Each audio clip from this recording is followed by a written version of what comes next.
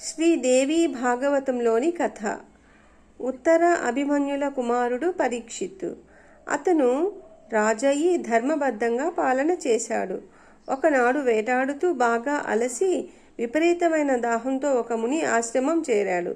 తపస్సు చేస్తున్న మునిని మంచినీళ్లు అడిగాడు. ముని పలుకలేదు. కోపించిన పరీక్షిత్తు పక్కనే చచ్చిపడి ఉన్న పాముని ఆ ముని మెడలో వేశాడు. హస్తినకు తిరిగి వచ్చేశాడు.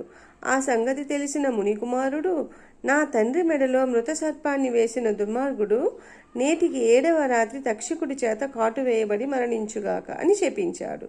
తపస్సు ముగించిన ముని జరిగింది పరీక్షిత్తుకు తెలియజేయమని తన శిష్యుణ్ణి పంపించాడు.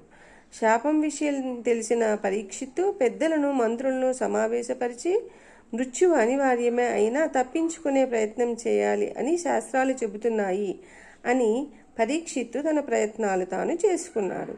ఈ సంగతి తెలిసిన కశ్యపుడు పరీక్షిత్తుని రక్షించడానికి బయలుదేరాడు. దారిలో అతనికి తక్షకుడు అడ్డు తరిగి, ఈ మర్రి చెట్టును కాటు వేస్తాను, వెంటనే చస్తుంది, బ్రతికించి చూద్దాం అన్నాడు. కాటు వేయగానే ఆ మహావృక్షం బూడిదైపోయింది. కశ్యపుడు ఆ బూడిద మీద మంత్రించి జలం చల్లగానే మర్రి చెట్టు మునుపటిలాగా తయారైంది. తక్షకుడు కశ్యపుని ధనం ఇస్తాను, వెనక్కి వెళ్ళిపోమని కశ్యపుడు పరీక్షిత్తు భవిష్యత్తును దివ్య దృష్టిలో చూసి అతని జీవితకాలం అయిపోయిందని గ్రహించి విప్రశాపాన్ని గౌరవించి వెనుదిరిగి వెళ్ళిపోయాడు. తక్షకుడు తోటి పాములకు విప్రుల వేషాలు వేసి వారికి కొన్ని ఫలాలు ఇచ్చాడు. తాను ఒక చిన్న పురుగుగా ఒక పండులో చేరాడు. పరీక్షిత్తు ఆ ఫలాన్ని స్వీకరించాడు. అందులోంచి పురుగు మహాసర్పమై పరీక్షిత్తును కాటువేసింది.